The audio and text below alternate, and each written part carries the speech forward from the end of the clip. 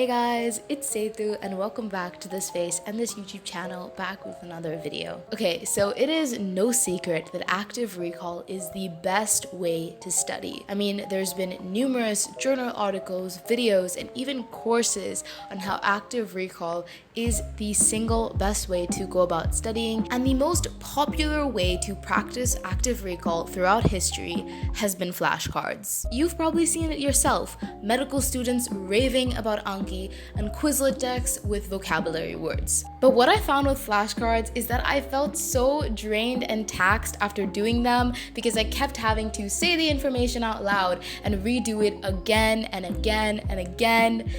And it really sucked the soul out of me. So in this video, I'll be giving you guys 3 creative and unique ways to use active recall instead of slogging away doing flashcards. I will also be including a step-by-step method on how to integrate these into your study routine and bonus tips to ensure that you are benefiting the most from these methods. Method 3 is a unique method that I have never seen on StudyTube, but is a game changer once you start implementing it. So stay tuned. Number 1, blurting. The idea of blurting is to state all the information you know regarding a particular topic. Here's how you do it. Get a piece of scrap paper. I love using recycled paper because it doesn't feel like I'm wasting paper just to blurt a bunch of random facts. Then put a topic in the center, let's just say cells, and then draw lines from it with the subtopics of the chapter. You can usually find these in the syllabus guide. For example, cell structure, the origin of cells, and types of cells. Under each of these syllabus points, blurt out everything you can remember from memory regarding that topic. Then go open your textbook or notes and fill in the missing details that you forgot in a different color. It's really important that you do this in a different color just so you can actually see the gaps in your knowledge. I personally do red because I feel like my 7th grade social studies teacher, but you can do whatever color works for you.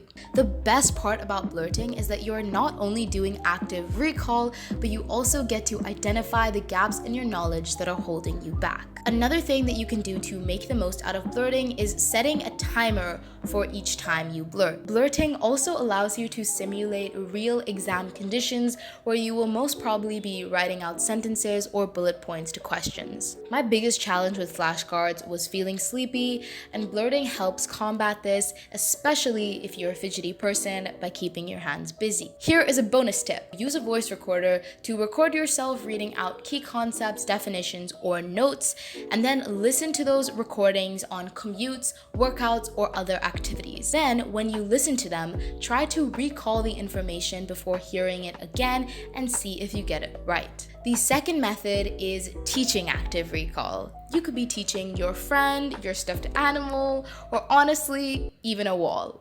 It really doesn't matter. When you teach something, you have to say it out loud. So you're forced to consolidate the information and put it in your own words, which helps strengthen your neural connections regarding the information and also prepares you for the exam by helping you phrase answers to questions. As a teacher, you will naturally find yourself running into questions when trying to explain things out loud, and hence you will be able to understand your weak areas. Here's how you can go about practicing. First, open up your textbook or any learning resources that you have been given, and skip to the end of chapter summary or end of chapter questions that most resources will have. This is also sometimes called the learning objectives of the chapter. Then begin going down the list and explaining what you know about each topic and also trying to answer the questions. You can then go back and check if you got most of the points. This can also work really well with exam questions. Instead of having to write down every single answer, which can often be time-consuming and tedious,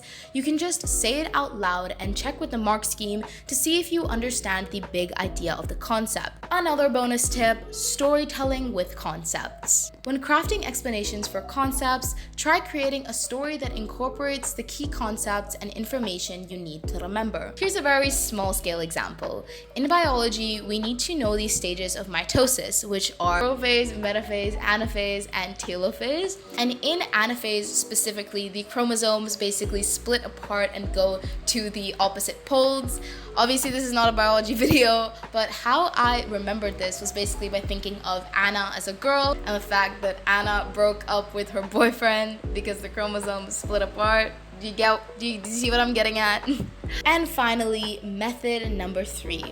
Reverse engineering. This is basically just my fancy way of saying work backwards. Instead of trying to put information into your brain and regurgitate it, which is what flashcards usually involve, try reverse engineering the process. This means starting at the end product, whatever that may be.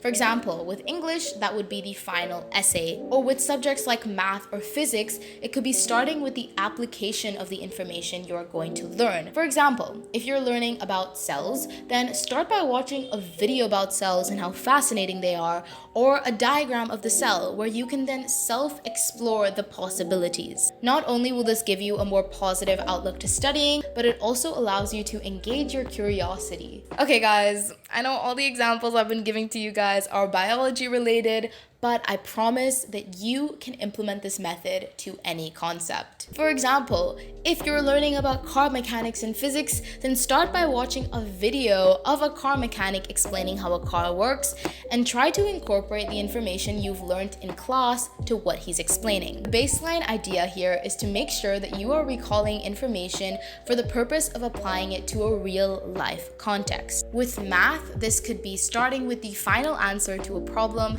and then break it down step by step to understand how it was derived. This also increases your intrinsic motivation for the subject because you feel like it is useful in the real world, which flashcards don't do. Honestly, this video is just Setu being a flashcard hater, and I am okay with that. They have done well for me, but going forward, I'm gonna be avoiding this dude. I'm gonna be trying to stay away and use these methods instead. And maybe you like flashcards, in which case keep doing that. It just never worked for me. I tend to be quite a fidgety, kind of restless person when I study, and so having to force myself to sit there and just say information out loud did not serve me well in the long term. Additionally, thank you guys so much for 666 subscribers. It literally means so much to me that you want to be a part of this community of like-minded people. We are so close to 1,000 subscribers, so it would mean so much to me if you could hit that subscribe button. On this channel, I make videos about lifestyle, academia, self-growth, self-development, and just everything about navigating life as a teenager and learning valuable lessons along the way. So if any of that interests you, then please subscribe and join this good community. Also, comment down below what kind of videos you want me to make, what topics you want me to cover, and I will gladly follow through. But as always, make sure to keep treating people with kindness and make yourself a priority. Ciao, adios. Ciao, adios.